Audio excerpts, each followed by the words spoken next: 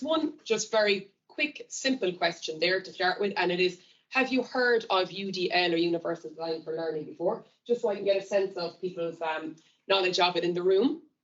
So I can see already we have a few people who said yes, no, it's quite balanced at the moment. So I'll just give you a couple of seconds there just to do that. And like I said, if you can't get into Menti, don't worry. It's okay, only if you can do it. So we've quite balanced, actually, quite interesting there. Pretty much half and half. Yeah, there you go. Pretty much half and half. Some people have heard of it and some people haven't. Okay, now I have a second question. Another no there as well. So maybe slightly more people haven't heard of it. So then my second question then, I suppose if you said no to the first question, you're going to say, you probably would say no to the second question as well. And it is, have you ever applied UDL or Universal Design for Learning to your teaching? So we've probably more people on the no side at the moment. Some people are saying yes. That's perfect. Okay. All right. So I'm just going to go out of this now. I just wanted to get a general idea of it in the room. So I'll just go to the beginning here again. Okay. So what I'm going to talk about today in the talk is I'm briefly going to introduce UDL, which is Universal Design for Learning. I'm going to talk about why I chose the topic and some practical application of it in the ELT classroom, student experience of it, and the benefits of UDL. Okay, so just to start with briefly, what is UDL in simple terms? So UDL is a framework to improve teaching and learning for all people based on how we learn. You might say, why did I choose this topic to talk about today? Well, I learned about UDL and I have a badge in UDL training. And after I did my training in UDL, it did make me rethink my teaching methods in the English language classroom. And I think one of the big things that I like about UDL is that there's something for everybody. Everybody can get something from it. And it can be making big changes to the way you teach, but it can also be making just really, really small, minor adaptations, and they can have a big impact in the classroom. And I think, in my opinion, overall, it's better when you apply UDL, it's a better experience for teachers and it's a better experience for students as well. Okay, so I just want to go through a few potential challenges that may come up in the classroom for you. So have any of these things ever happened to you as an English language teacher? So have you ever put your students into a group to do a little bit of group work, but maybe one person in the group doesn't quite engage as well in the group as some of the other students, even though perhaps that student takes a lot of notes in the class and they seem to listen to you when you're speaking? Have you ever had students perhaps that might have had an issue seeing information displayed on the screen, like your PowerPoint, or perhaps even had an issue hearing something like a recording that you played in the classroom? And this one I'm sure everyone can relate to. Has a student ever expressed unhappiness at being given a particular type of assessment, like a big long essay, for example? Okay, so they may or may not have happened in your teaching. So there's some potential reasons for some of these things, and these are just a few examples. These are not, of course, the only reasons that these things may have occurred in the classroom. So, like, some students may just prefer working alone. You know, they may just prefer that, or they might be a little bit shy. You know, they may have a challenge with their vision or a challenge with their hearing. Okay, they may be more confident delivering a piece of work in writing. They may be more confident speaking, you know, or vice versa. So there are just some different reasons for it. So bringing it back to what I'm talking about today, UDL and Universal Design for Learning. So there's three main sections, shall we say, to the framework of UDL, and they are providing multiple means of engagement in the classroom. So what that means is giving students, like now this is just an example, like giving students the opportunity to work alone and with others at different times. Providing multiple means of representation, so like offering alternatives on how you display information to students, and providing multiple means of action and expression. So, for example, offering students a choice in assessments. So, for example, students choosing between doing a presentation or writing an essay. Okay, so bringing it back to myself and how I've applied it in my teaching.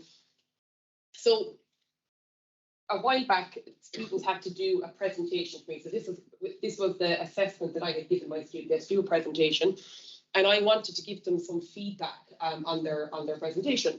So what I did was I gave them a choice in the type of feedback that I was going to give them. So I said, okay, let me know if you'd like me to send you an email with some feedback clearly written out.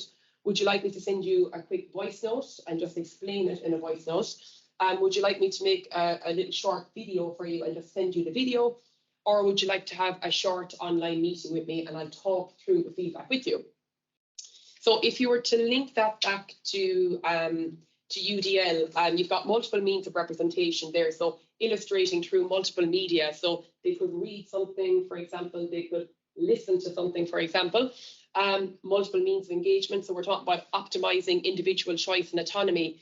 So like they chose the feedback themselves.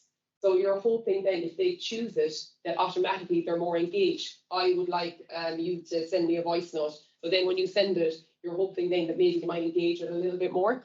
And then multiple means of engagement again. So you hope for an increase in mastery oriented feedback. So like the idea of this is that you're hoping that they know how to deliver a presentation in the future, not just for my assessment, not just for my module, but that the feedback is meaningful.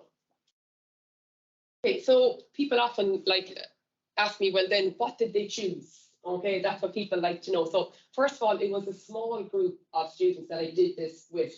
But what was interesting was within that breakdown, 50% of the group chose a short video, 25% of the group asked me to send them an email, 12.5% wanted a voice note, and 12.5% wanted an online meeting.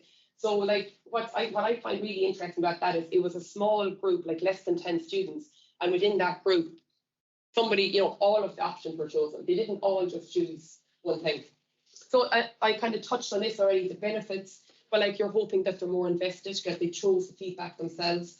And like the goal is that they're going to engage with the feedback. That's what you want. You're sending them feedback, you're giving them feedback because you want them to take it on board. And in the past, like I can say that in the past, usually when I was giving feedback in the past, it would be one way, like I'd have a meeting with all of them one-on-one, or I'd send all of them an email. So it was just a new way of doing it for me. So then the second way I applied it was a choice of assessment. So again, it was a small group of students. So I gave them a choice between writing an essay for me or submitting a pre-recorded presentation. Now, I think what's very important to note especially for English language teaching, is that the assessment focus for this was they had to choose a topic and research it. So what I have to say as well is if your focus is checking their writing and checking their grammar or checking their speaking, this may not work. But if the focus is their research, well, then this is why I chose it. So they had to choose between the two choices. And again, going back to universal design for learning, you've got your multiple means of action and expression. So they could use multiple media for communication. So they could either make a presentation or they could write an essay, okay? Multiple means of engagement here again. Again, you're optimizing individual choice and autonomy. They've chosen the type of assessment that they want to do themselves. Okay, so again, the breakdown, very briefly. Within that, 37.5% of the students chose an essay to do, and then 62.5% chose the pre-recorded presentation to do. And even within that, with the pre-recorded presentation, they could do it different ways. They could, record it on this software or that software, submit it through this way, submit it through that way. So there's even like a further breakdown there again. I thought that the presentation was going to be a lot more popular, and it was, but still a lot of them did choose to do the essay as well. So again, the benefits are the same. They're more invested. They chose it themselves. They chose what they're doing themselves. And then if they're more confident, if they're more confident delivering, through speaking or writing, they had the opportunity to do that. And it worked for my particular assessment. So just in conclusion, when you talk about UDL, I think the key is it's access for all. I think this is something that's important to remember. It's not simplifying what you're doing or simplifying the assessment. It's providing more access. And what are the benefits? Well, it's student retention. like if the students are doing things that they're able to engage with, but then, you know, automatically you have a better chance of them staying with a course, staying with a program, staying with what they're studying. But I think also as well, it's important to keep in mind with UDL, it's if and when possible. So like a choice assessment is not always possible. Sometimes a presentation just has to be a presentation. They just have to do a presentation, for example. And that's it. So those are my references there as well. You're trying to do that in secondary level here as well in teaching. Right? Mm-hmm. So I suppose my question then is coming from my area. Like, is it that they don't have the skill set? Like, so you're saying they have the option to do the pre-recorded, they have the option to do the presentation, but because we're still so set on doing essays all the way up, mm-hmm. is it lacking that confidence to move away from that? Are you finding that that's what's happening as well? Like, that there is a barrier to choosing a new method?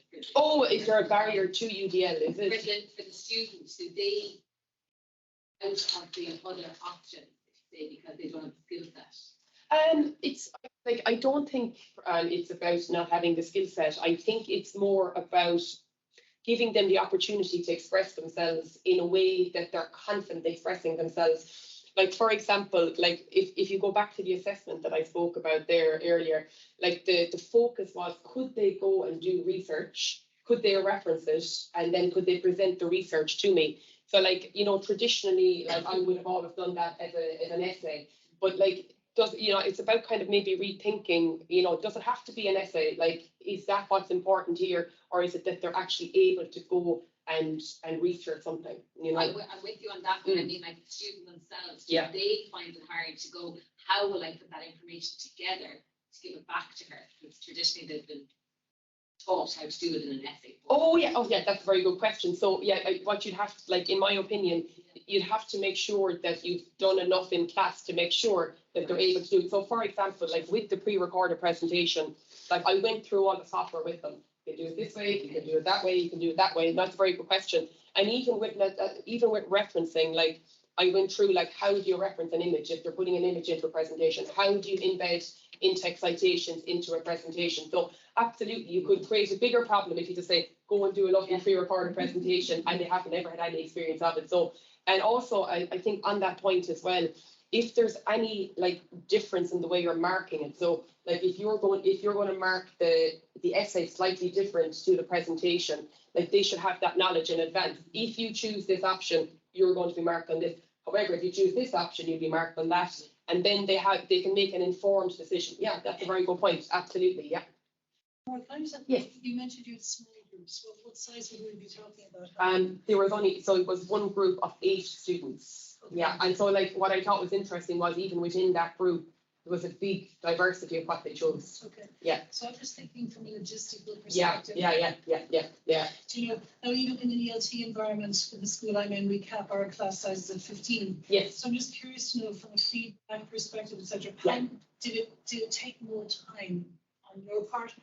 And did it take longer to actually get all the assessments actually graded, etc.? Or no? For the assessments, no, I actually didn't feel a difference in the assessment because they submitted a pre-recorded presentation or reading an essay. Like, there's not a massive. I didn't find a massive difference. But I think your question is a very good question. Yeah. Like, it's about, you have to be realistic too. You know, it's not about putting more work on teachers at all. You know, you have to do what you can do, because if you have 100 students in a lecture theatre, for example, it might not be possible to make a video for every single one or so forth. So you have to, it's about being realistic of what's manageable, and that's why the key with UDL, it can be just like a small or a big change. Yeah, that's a good question, a good point. Yeah.